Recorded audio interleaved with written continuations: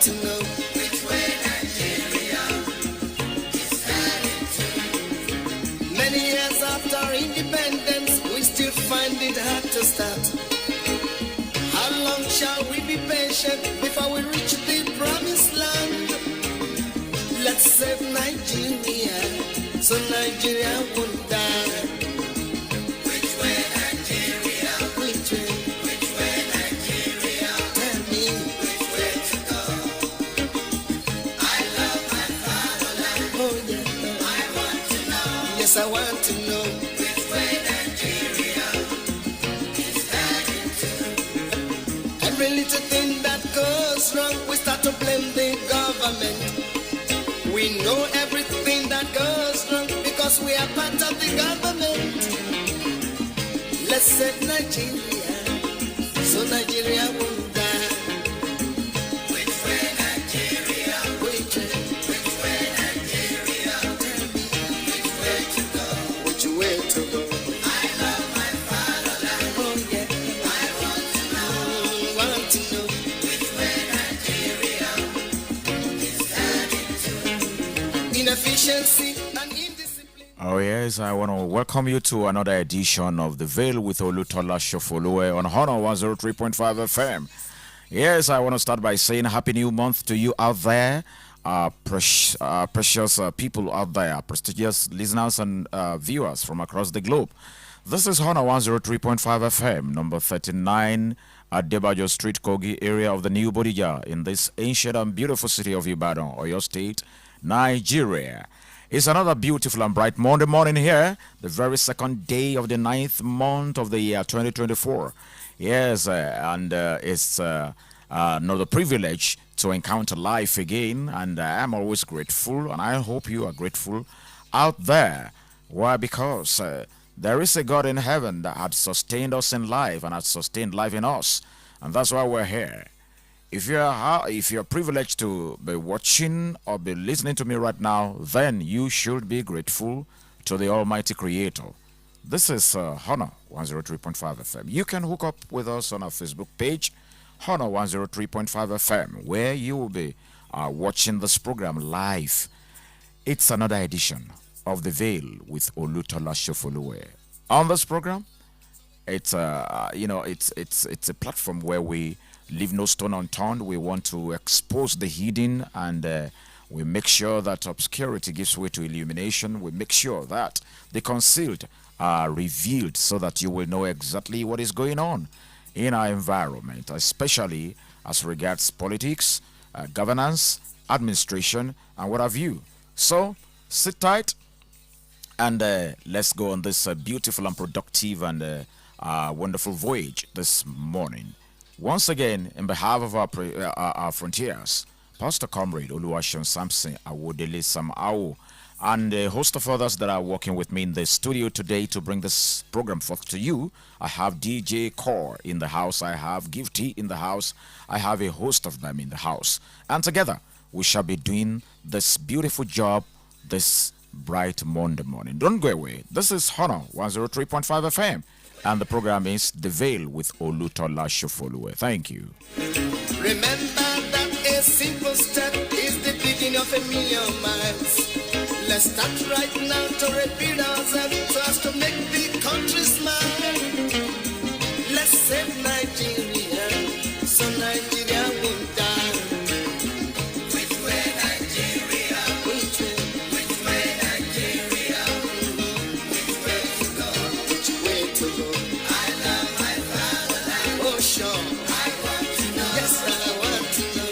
Which way Nigeria is heading to. Heaven and earth will pass away. It is written in the book of God. The good people will surely find their ways, and the meek will inherit the world. Let's save Nigeria, so Nigeria won't fall. Which way Nigeria? Oh, yes, which way Nigeria? Which way Nigeria? That's the same question we keep asking in all sectors in the country. We keep asking which way Nigeria. In the past sector, we're asking that question. In economy, we're asking the same question. In education, We're asking the same question in administration. We're asking the same question. And the question about the questions is who is going to answer this question for us? We don't know yet, and I don't know personally. I don't know who is going to answer this question. Which way Nigeria? Where are we headed?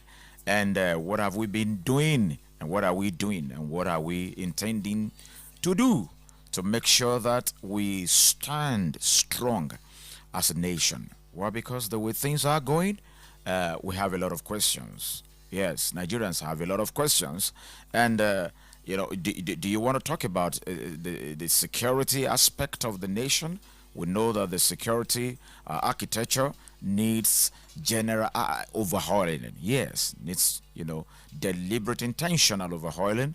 Well, because a lot of times we hear news of bandits busting into schools, kidnappers going about their spree, and terrorists doing this and that, insurgency everywhere. Yeah, would you say that the security apparatus not doing well enough? Well, we can't say that because they are there, but from the results we're getting, it is obvious that we still have a long way to go. We still have a long way to go. That's an aspect. And one a security expert was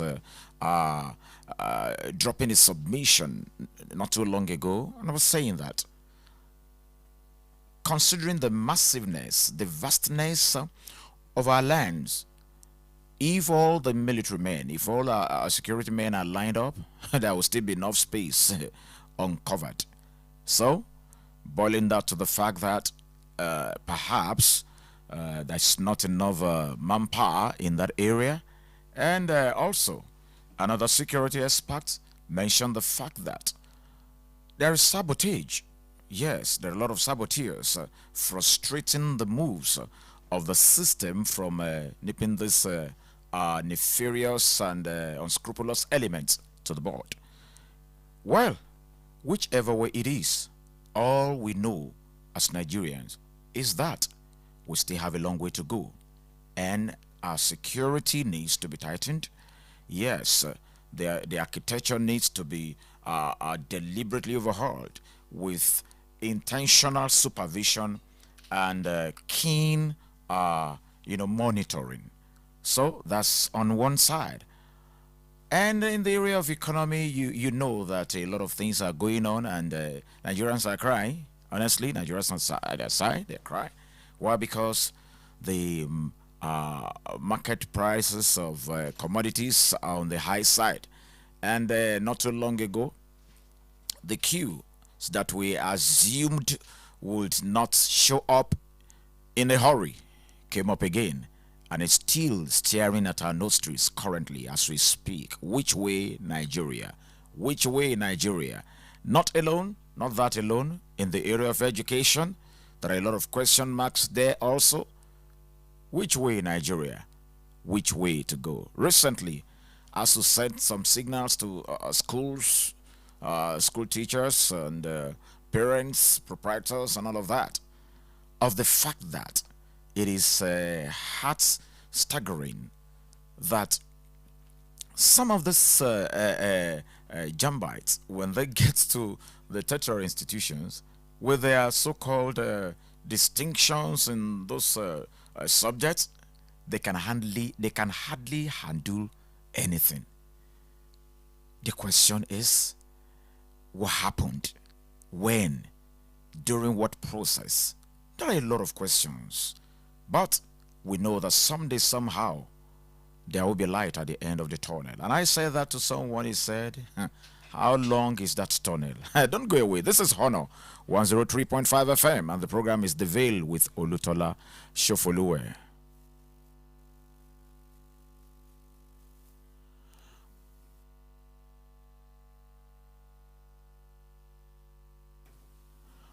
So, if you're just joining, you can hook up with us on our Facebook page, Honor 103.5 FM, so that you can watch the program live, and then you can also contribute to the program. You can hear your opinion. You can let us have your opinion and your thoughts on the program because I'm going to open up the phone lines at some point so that you can also be part of the show.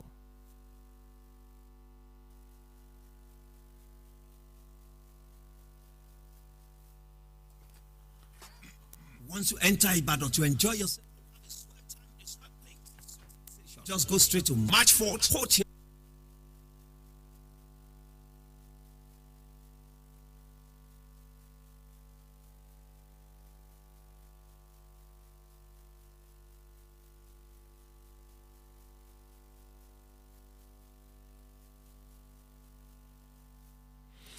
All right, sorry for that a short break.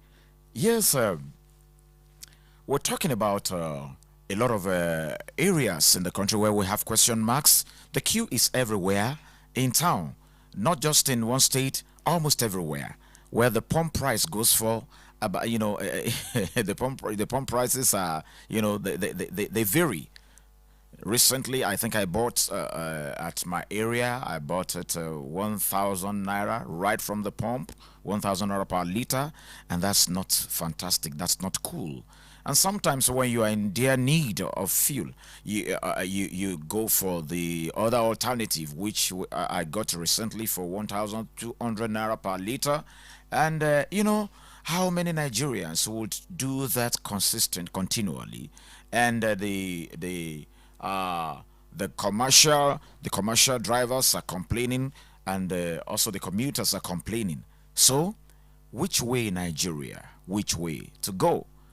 And this is the same question we have been asking.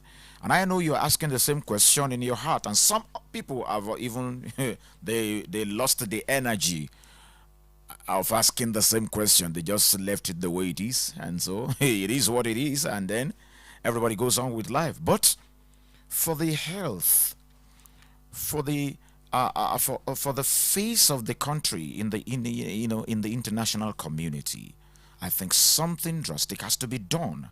And once the political will is there to make things happen, we know that you can't, that Mr. President is there.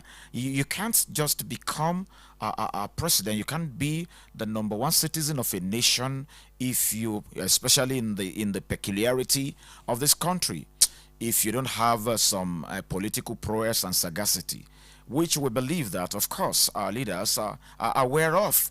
So we cannot watch things happen the way they are going. We need someone, somehow, to salvage the situation. Now, this beautiful morning, I want to look at three different areas. But the first area we want to be looking at is the area of education. Education. We all know that education is an act of training through formal instruction and supervised practice, especially either in a skill or a trade or a profession. Okay? Education is a way of providing schooling, instructions and formal training, on a particular field of operation. That's what we're made to understand education to be, and which simply means you can't be a top notch in your areas of operation without being educated, which means being that is talking about being thoroughly and formally trained via instructions and specific rules and monitoring. So, which means everyone needs education at one point or the other, in one aspect of life or the other, in one area of specialization or the other. We all need education. And the purpose of education, what's the purpose of education? The purpose of education is for not just for personal development alone, it's for personal development and societal advancement. Why? Because your personal development precedes societal development. You cannot give what you really don't have. So it is what you have gleaned over the years. It is what you have been able to absorb. It is what you have been able to get via information, via education, that you will be able to transmit and reflect wherever you find yourself. And that's why education is very germane to development, either personal or societal. And that's why it's going to be imperative for us this beautiful morning to talk about education first. And I'm going to be speaking with someone who is an education consultant, of course, a principal of a secondary school, a man vast in experience, and as you know, he has gleaned a lot of experience over the years, and then we need to ask some questions. Why? Recently, now the age bracket, or rather the age limit for whoever is going to gain admission into any higher institution of learning, any tertiary institution in the Federal Republic of Nigeria, in our country now, has been nipped down to 18 years. And we have a lot of questions. Take, for instance, someone writes his JAMB at 18, gets admitted into a tertiary institution at 19 thereabout, is going to spend at least 4 years. And that's about 19 to 20, 20 to 22, 23, 24. By 24, assumptuously, he's out of the university. He will go for the youth corps for 1 year. He's 25 already. And remember, if this fellow studied banking and finance, you understand some of these policies and protocols that our financial institutions come up with. If you are not within this age bracket, you cannot be employed, and it has to be this, it has to be that. And when you are coming in, you must come in with at least 3 to 4 or 5 years of experience. Some of these things are they're sounding like out of the blues. But the truth of the matter is that you can't leave things to chances. We must be deliberate at facing the situations that are facing us, so that we can actually hit the situation and get a result. Not that alone. If education is what is responsible for personal development, if education is that which is responsible for personal development and societal development, and some in this side of the divide are going for education and they're getting serious about it, and on the other side of this divide, in the same nation, the northern part precisely, it's, the whole place is littered with almajiris who see education as nothing. Why? Because of the way they have been wired, the way they have been, the way they have been manipulated. Yeah. Then we are running, we are moving, we're operating within the same country, within the same space. I don't think things would go very well. So in the area of education, I think education should be total, it should be general, and the liquidity of education should not be breached from the north to the south to the east to the west and all the six geopolitical zones. But we don't have it in the same volume. Well,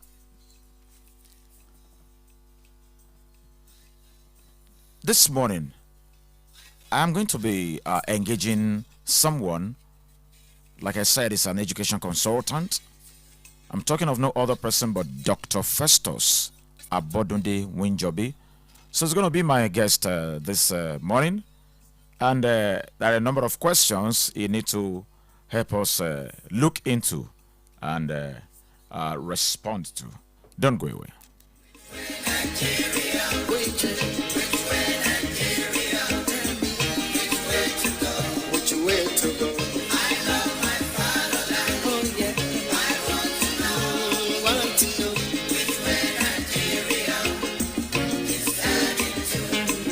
Inefficiency and indiscipline is ruining the country now. Corruption here, there, and everywhere. Inflation is soaring high. Let's save Nigeria, so Nigeria won't die. Which way Nigeria? Which way Nigeria?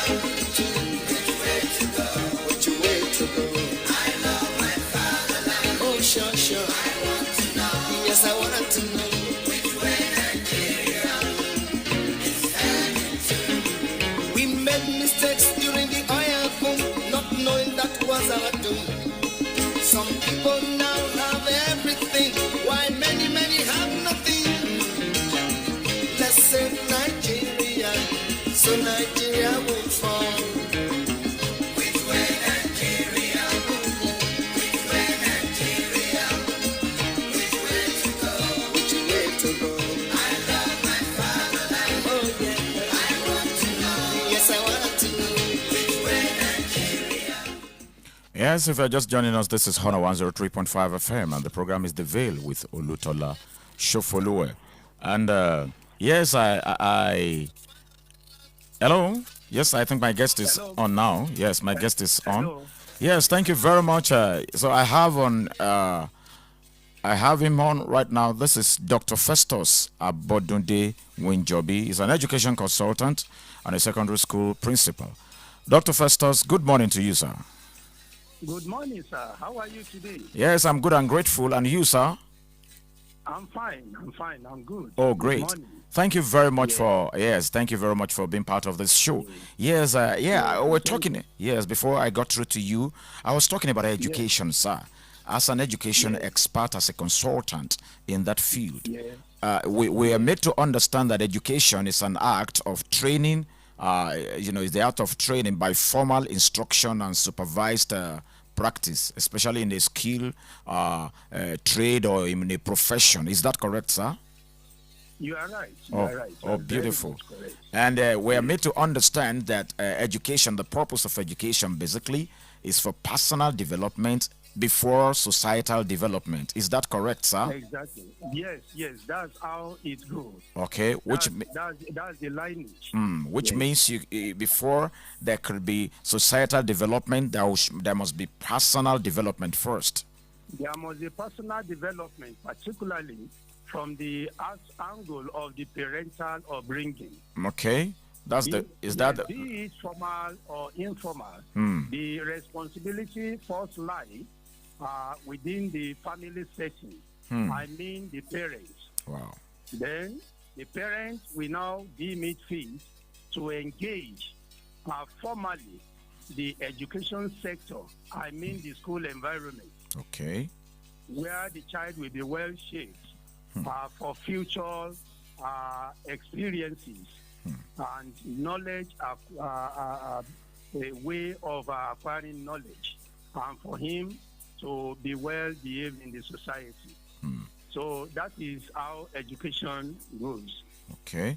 In other words, what you're saying, in essence, is that to avoid, national, to avoid our words becoming national nuisance and all of that, education plays a very germane role. Education is power. Education is strength. Wow. Education is the bedrock of a child's success in life. It is so pivotal on the basis of many stakeholders. And who are those stakeholders? I mean the parents, the students are themselves or wards, the school as a body, and the government that is in place. Wow. So all these four stakeholders, they are very, very important in life building of his students. I think, Doctor, I'd like you to go through that again. The first stakeholders, because the world is listening to you right now. The first stakeholders, number one. Yes, that's how the ladder goes. Okay. The ladder for the stakeholders that we have in the education sector, there are four. One. The first person is the parents. The parents? Who really bear the child to this world. Okay, the second person. Then followed by the ward. Okay. The ward himself. Okay. He's also a stakeholder. All right. Then we now have the school. The school setting. The school setting. Yes, which plays the major role. And then the government. Then we now have government. All right. Who make available the necessary the necessary guidelines for school to operate. All right, sir. It's provision of a conducive environment for learning. Yes, we'll take it up from there when we return from this break, sir. So we want to go on shortly on a commercial break. And after this commercial break, we continue from that point. Don't go away. This is Honor 103.5 FM. And the program is The Veil with Olutola Sofoluwe. I still have on Dr. Festus Abodunde Winjobi. Don't go away.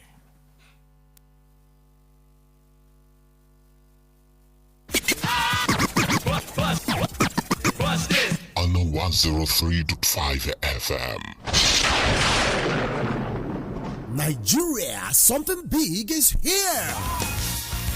Are you scared of acquiring landed properties due to lack of trust and authenticity? Do you have to wait endlessly to get your red copy survey after every property purchase? Worry no more, because You Fit Homes is here to do things differently while providing solutions to housing challenges in Nigeria. With properties in Abuja, Lagos, Port Harcourt, Ilorin, and now Ibadan, You Fit Homes is here to make you a property owner. Get 50% launch discount off the actual price on our Ibadan property, located 10 minutes to the train station at Ido and 10 minutes to Monia train station. We won't just issue you a CFO. You also get a red copy survey right after you buy from us. Visit our head office at Block 8, Plot 15, 7 Up Road, Oluyole Main Estate, or call 0812-020-0803 for more inquiries. You Fit Homes, home for all. lótìtọ́ ni bẹ́ẹ̀ náà ni gọ́níyà fíjì ìròyìn tó àmójúbà gbogbo aláfẹ́ ayé tó dé Subchem Leading Hotel and Suites ló ń ròyìn wípé ìgbádùn sodo síbì kan ju bì kan lọ. Subchem Leading Hotel and Suites, elegantly and centrally located in a secured and serene environment. Our facilities include cozy rooms and suites, spacious event and conference hall. Our restaurant serves delicious intercontinental and local cuisines, while our bar is stocked with all kinds of assorted drinks. Ní Subchem Leading Hotel and Suites, iná wa kì í ṣẹ́jú nígbà kọ̀ọ̀kan. Ètò àbúgbò kan falala lẹ́ẹ̀ma lo Wi-Fi ọ̀fẹ́ láì níkọ̀sẹ̀. There is also laundry service and fully equipped gym. Seeing the say is believing. Visit Subchem Hotel and Suites today at Plot 3, Mechanic Scheme, opposite New Garage, off Ijebu-Ode Expressway, Ibadan, Nigeria. Telephone 090-6466-7569 and 090-4821-8600. Subchem Leading Hotel and Suites. In hospitality, we lead. Hotel and Suites. March 4th, Courtyard Hotel and Suites offers you A+ hospitality in a fantastic environment. Check out the rooms: Standard Deluxe, Super Deluxe, Executive Deluxe, Junior Suites, Executive Suites, Presidential Suites. Superb rooms like Royal Palace, constant air conditioning with switch aroma and plasma TV all over the place. Executive VIP lounge and full bar. 24/7 power supply with relay of generator. Lovely swimming pools for young and old. Complimentary breakfast. Airport shuttle and car hire services. First class recreation facilities. Gym and spa. Nourish your body with local and intercontinental cuisine. Sunday buffet 11:30 to 4 p.m. every Sunday. March 4th, Courtyard Hotel and Suites welcomes you at number 2, Emiadejumo Close, off UCH Second Gate, opposite Bottles Republic Lounge, Agodi GRA Ibadan, your state. Telephone 091-1001-6995 and 091-3552-4814. www.march4thcourtyard.com.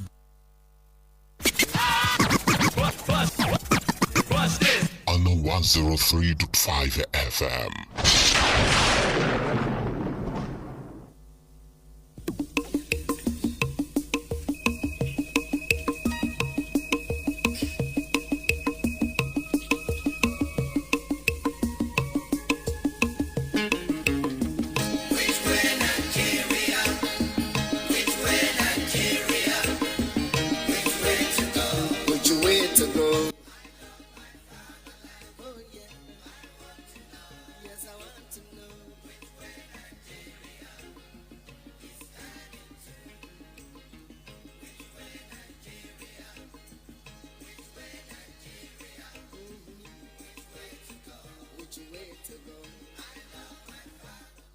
All right, thank you very much for sticking around. This is still Honor 103.5 FM. If you're just joining, the program is The Veil with Olutola Sofoluwe. The Veil is the program where we unveil the veil actually. We we reveal the concealed. We leave no stone unturned, and we want to know exactly what is happening in one aspect of operations, administration, or governance or the other. Yes, we're looking at the area of education, and I had on, before we went on that commercial break, I had Dr. Festus Abodunde Winjobi, an education consultant, and he was responding to a particular question I put before him.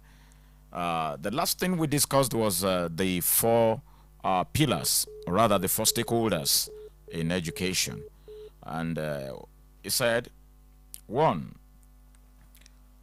is the parent, because that's the first teacher. So that's the first set of teachers of the word. The word himself, that is the child himself. Then the school setting, and then the government. Those are the four stakeholders Dr. Festus mentioned before we went on that break. Dr. Festus, we're back from the break. And let me ask this question. You already gave us the four stakeholders in the block of education: the parents, the students, the school setting, and the government. That's great, sir. Yes, now this question might sound funny, but please, I know you're experienced. You would understand exactly what I mean. Who should be educated and who shouldn't be educated?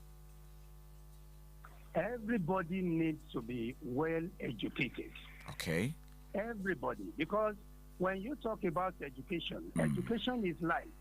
All right. Education gives us a sense of direction. That's right. And even ability to manage every situation or circumstance we find ourselves. Sorry to butt in, Doctor. You know why I asked that question? You know, in the precisely without mincing words, in the northern part of the nation, you know, that's where you have the highest level of out of school children, out of school pupils. And one, you have a lot of almajiris there to whom education is like nothing. And yes, on this side of the divide also, you have people, the illiterate, who feels that I'm on lost to go, we must read it, and I call it you know, things like that. And now that's why I'm asking. Remember, we started from the point that your personal development precedes the societal development. If these are the so-called future of tomorrow, and they are not being personally developed, how would the society get developed in the hands of people who knows nothing about education, who are out of school? So that's what I'm asking. Thank you. You see, as long as we don't give education the needed priority, it becomes a serious problem for us within the society. And you see, this has led us to where we find ourselves now. Because one of the points where we got it wrong is what you are trying to raise now. That some of our pupils, particularly children, when they are young, we did not introduce them to education. That's right. And these are given us and it's really giving us a serious problem. A serious problem. Because, and when you look at the society, where you have semi-illiterate or illiterate, whatever that is given to them in future, they embrace it as normal. Hook, line, and sinker. Eventually, when they take it, hook, line, and sinker, it becomes a serious problem for the country. That's right. It's one of the those things that led us to level of insecurity. Okay, because I was going to talk about that. You know, sometimes, Doctor, you know, in the northern part, from our findings, northern part, I mean, this about 70% of the oil blocks belongs to that side, and so there is enough funding. There is enough funding. Okay, so the question is, why is it that it is the same region that you have, you know, the highest level of poverty established, academic poverty? Yes. Social poverty. Social poverty. Now, yes, let me tell you one thing. Something is really missing in the northern region of the country. And what could that be, sir? What is that is missing is the fact that they themselves, they don't value education. Who are they you are talking about, sir? The leaders. I'm talking about the leaders over there. Okay, sir. They don't value education. They prefer politics more than education. And by the time these children become grown up, then they become so wayward.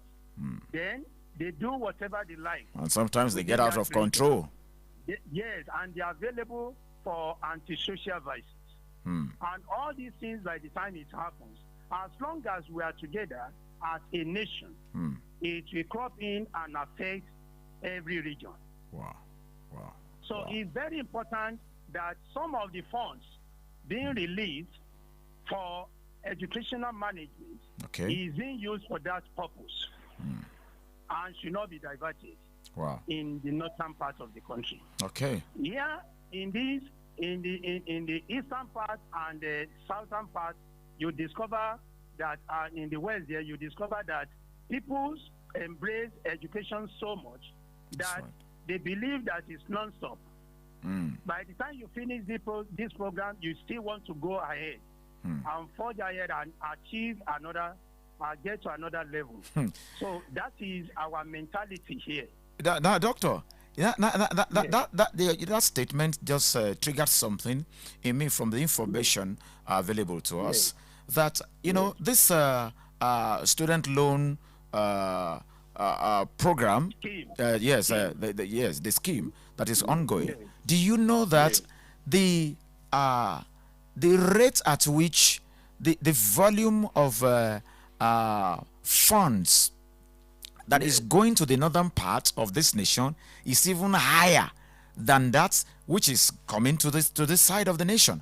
Now, take for instance, in the University of Ibadan here, it's about 200 and something, and at the other end there is higher. Yet that is the place where education seems not to be valued. Why is so much going to that aspect? I mean, to that side, and lesser is coming to this side. Could there be some political infiltration? No, not really. Okay. Not that it has a political undertone. Okay. At all, it doesn't have. Okay. I think the federal government has really sat down and they discovered that in that region, education is yet to be well embraced. Okay. That means as long as we have that loophole and lacuna, it is easy for us this time around to now fill it up and do the needful. Okay. So it's now left to the manager of these funds. Who are they? The governors. Their representatives at the level of senator and rep to make use of that money judiciously for the purpose that is meant for. So it should be monitored and properly supervised. We talk about this issue without looking at where we got it wrong. So where did we get it wrong, sir? We got it wrong by the time we did not manage the 6334 educational system that we introduced in the year 1983. Okay. How do you mean we didn't manage it well? Yes, the primary focus of that policy then is to ensure that the youth have a kind of sellable skills that will make them to be self-reliant. And if they are going to be self-reliant, one thing that must not be missing is the vocational education. Which might be one of the reasons why you have too many people in the labor market seeking employment. God bless you. So among the 4 levels of education, which are primary education, secondary education, vocational education, and tertiary education, one of them is seriously missing. Seriously missing because vocational education. And I think it's very sensitive and very germane. And people don't seem to believe that it is part of the formal education, it's in the line of formal education. They see it as one of those things for the dropouts, So by the time entrepreneurship program was introduced into the curriculum of schools, I mean secondary schools, federal government supposed to support it with funds, with necessary funds. Presently, we run 934 educational system called Universal Basic Education. This is basic and compulsory for our children in schools. Now, can you explain that 934 instead of 6634? Please, can you make it clearer, sir? Yes, presently we operate 934. How? Which one is 9? We emerged from 6334 to the present one of 934. How? Thank you. This time, before That 6 is for the primary sector. That's right. The primary school. The 3 is for GSS 3. Okay. Are you getting it? Yeah. Then down to SS3, you have another 3 years. That's right, sir. Then in higher institution of learning, we have 4 years to be spent. Basically, yes, sir. Yes, generally for students. But later, we did not embrace that program very well, based on the last statement I gave you that for our students, for our pupils, for our children, for our world to be self-reliant. So the program failed in 1983. Now we So it had failed since 1988. Yes. Wow. 934 operates presently now. Do you understand? But the problem we are having now is that we are yet to observe and embrace the aspect of vocational education. So no matter the system of education that we run through, if vocational is missing, we are not there at all. Wow, if vocational is missing, we are not there at all. Yes, I'm going to take you up. We will pick it up from that point after this commercial break. Dr. Dongewe, this is Honor 103.5 FM, and the program is The Veil with Olutola Sofoluwe. After this commercial break, the program continues. Thanks for sticking around.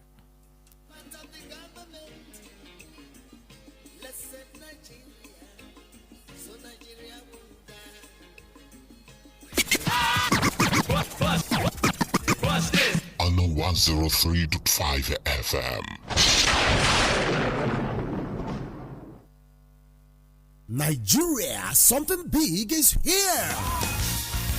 Are you scared of acquiring landed properties due to lack of trust and authenticity? Do you have to wait endlessly to get your red copy survey after every property purchase? Worry no more, because You Fit Homes is here to do things differently while providing solutions to housing challenges in Nigeria. With properties in Abuja, Lagos, Port Harcourt, Ilorin, and now Ibadan, You Fit Homes is here to make you a property owner. Get 50% launch discount off the actual price on our Ibadan property located 10 minutes to the train station at Ido and 10 minutes to Monia train station. We won't just issue you a CFO. You also get a red copy survey right after you buy from us. Visit our head office at Block 8, Plot 15, 7 Up Road, Oluyole Main Estate, or call 0812-020-0803 for more enquiries. You Fit Homes, home for all. The essence of interior design will always be about people and how they live. It is about the realities of what makes for an attractive,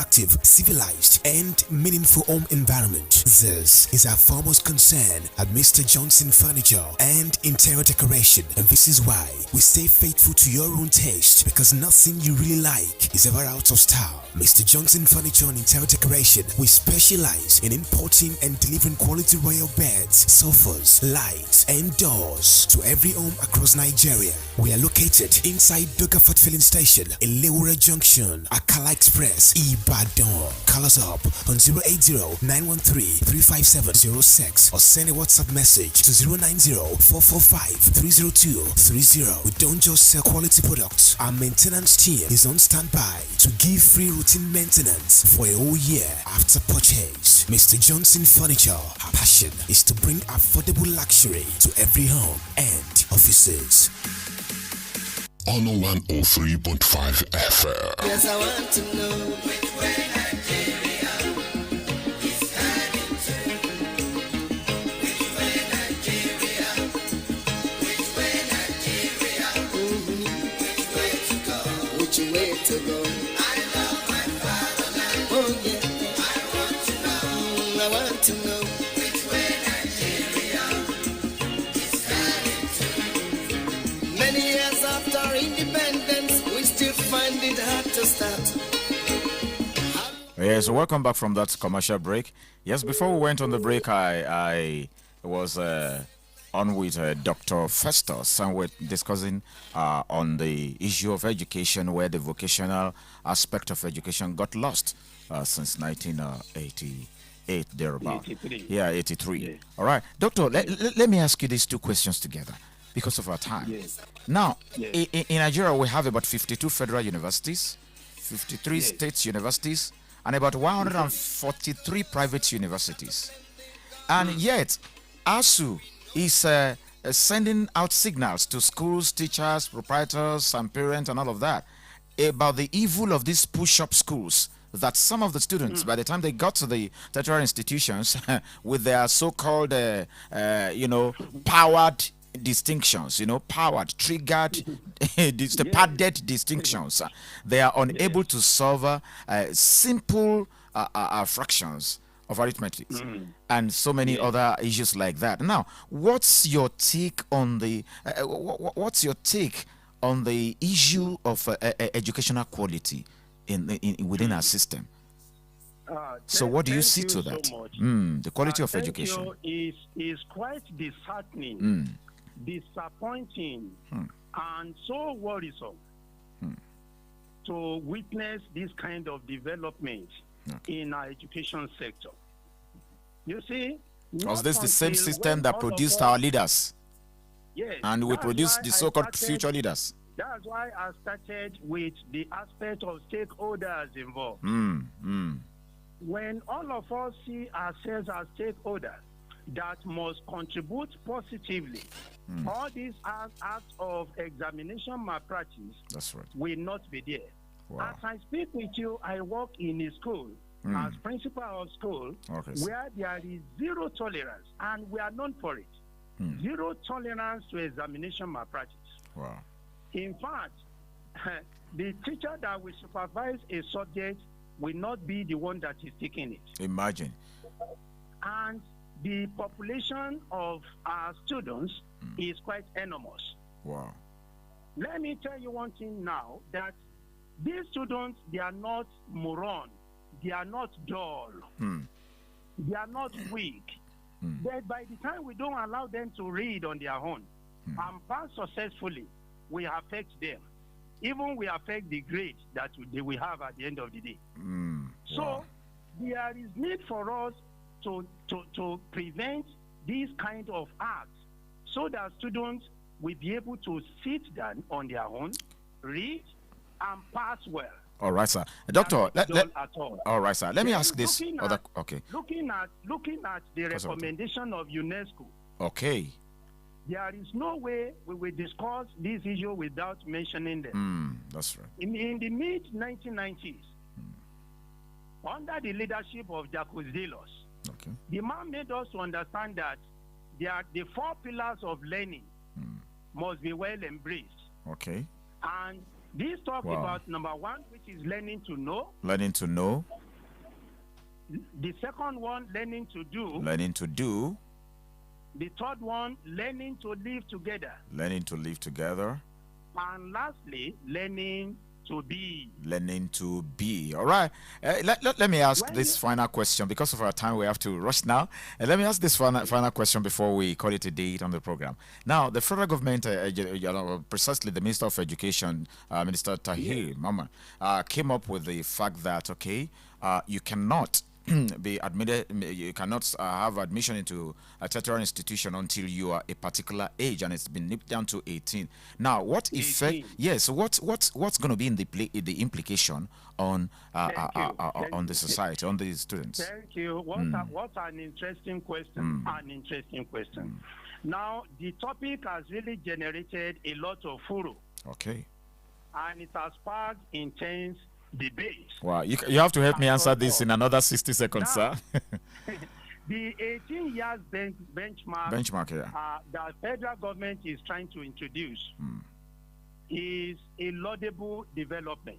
How? It's good because it will do us more good than harm. Okay.